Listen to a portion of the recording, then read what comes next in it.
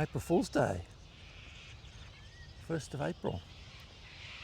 I am in Wagga Wagga, having spent all of March on the south coast. Stayed in the south coast because I signed up to do a vision quest, which I did at the end of March, which was basically spending 4 days in the bush on my own, staying in a 3 metre circle with no food, just a sleeping bag and an air mat and a tarp and some warm clothes and some drinking water, and just hanging out in nature and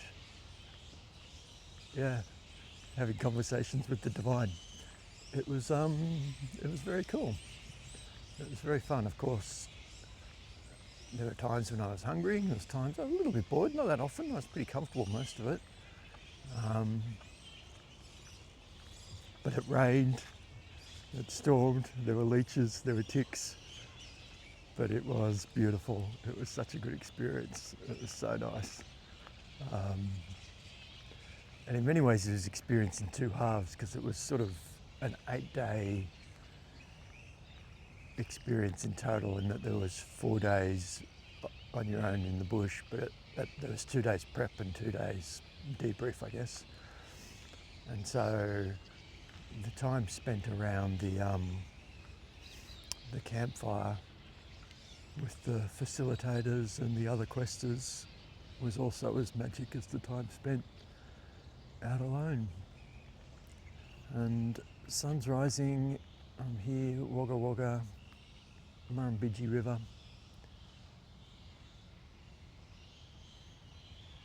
Yeah. Did I say it last month that it was the best month of my life last month? I think I probably did, if I could say it again. I mean, life's just good. Life is good. I'm alive. I'm living it. Every day is something new and interesting.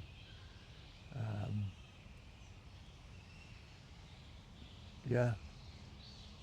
So I think I'm sort of done with the south coast and the beaches. I did spend the first couple of weeks, because I knew I was doing this thing at the end of March, I did just sort of plant myself in the south coast. Work got a little bit busier, so the first couple of weeks I was really just hanging out at Culburra Beach, caravan park, going for morning walks on the beach, or evening walks on the beach, or morning walks up to the headland. And then on the weekends I went out to Kangaroo Valley and was hanging out with the wombats at Bendila. And then I spent a week in Shoalhaven Heads and went and saw Ben Lee in concert, which was cool, at the Bolo. And then had the Vision Quest. And then after the Vision Quest, I dropped into Canberra and saw my old mate Rick, who I haven't seen in a little while, but who I've known for a long time. We were reminiscing about when we did the 100-kilometre trail walker 25 years ago. That was fun. So I just had the best day with Rick. We were just turned into a 7-hour chat. What started as lunch turned into a nice hike up the hill and then dinner, and yeah, it was just very cool. What else have I been up to in the month? I was reflecting on, in terms of being outside of my comfort zone, spending 4 days on my own in the bush was very comfortable. I didn't have a problem with that. I think probably the thing that probably had me my most outside of my comfort zone, I was driving back from somewhere and I just saw this little sign that said there was a psychic expo happening on, a particular weekend. And so I'm like, okay. But it was at a sports RSL club thing. It wasn't an RSL club, it was a sports club. Yeah. And sports clubs are not really my thing. But anyway, I was curious to see what this psychic expo thing was about. I walked in You know, when you walk into the club and you've got to hand over your ID and sign up as a member and all that sort of stuff. And the people ahead of me were going to the psychic thing, I could see, and they were, you know, the lady was helping them sign in and she was directing them where to go. And then the lady that was helping sort of people check in, I said, well, I think you probably know why I'm here. And so we had this joke about the psychics, and she was going, yeah, I'm really surprised that the people that are the psychics that are presenting, they actually have to ask me which room it's in. I'm like, why didn't you know which room it was in?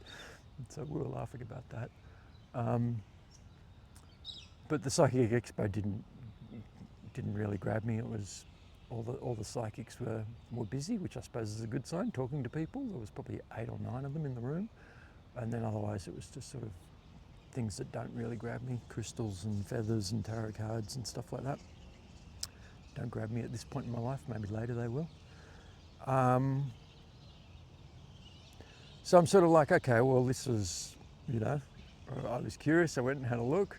And so I'd actually walked out and left and was about to head off somewhere else, didn't really know where I was going. And then I was like, oh, you know what, I just need to pop back in and go to the loo. So I went to the loo, and then I'm like, well, maybe I didn't do it enough justice. And so I went and did another lap of the psychic place. And I went, nope, still nothing there. And so I then went, if I'm going to push myself outside of my comfort zone, I'm pretty okay with being with, you know, exploring this thing with psychics. It felt didn't feel like my normal thing. It sort of felt like, yeah, a bit odd. Anyway, I decided to go into the pokey room. I'm like, if I'm going to go outside of my comfort zone, go into the pokey room. And so I went into the pokey room, and it was just so depressing. It was just so... It was actually mostly older women, or women about my age, just sitting on their own in silence, you know, pressing these buttons and just sort of staring at these machines. And so, yeah, that was really sad. And then I noticed that there was an outdoor room. And I'm like, okay, well, that's obviously just where the smokers go. I'm like, well, if I'm going to push my comfort zone, I might as well really push my comfort zone. And so I went into the outdoor room, which was really just another poker machine room, and there was you couldn't see the outdoors. I think there was one little spot maybe where if you stood and looked straight up, you might have got a glimpse of the sky through some sort of slatted roof. But basically it was an indoor room that people were smoking in and playing poker machines. And so, not at all my scene, and sort of had to hold my breath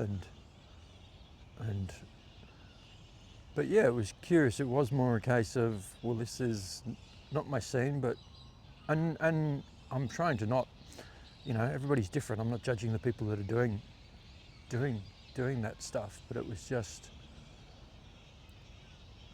interesting.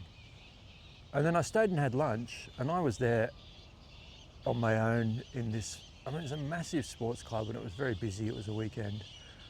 I was there on my own, had a nice little spot out by a window, a bit of a view, with my journaling. And I was thinking, I wonder if this sports club's ever had anybody come in here and sit on their own and journal.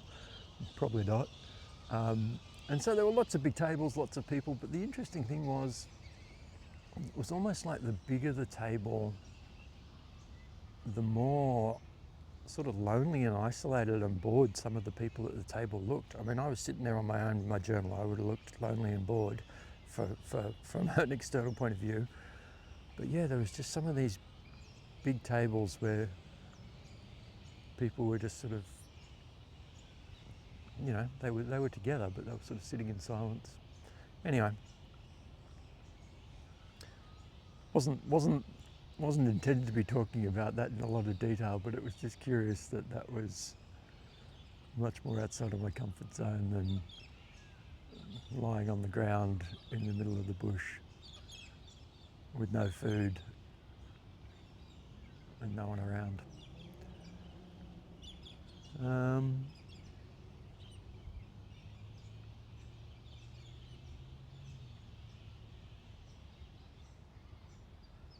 There's lots of other stuff happened during the month, but can I think of any of it now? No. So I'll end it there.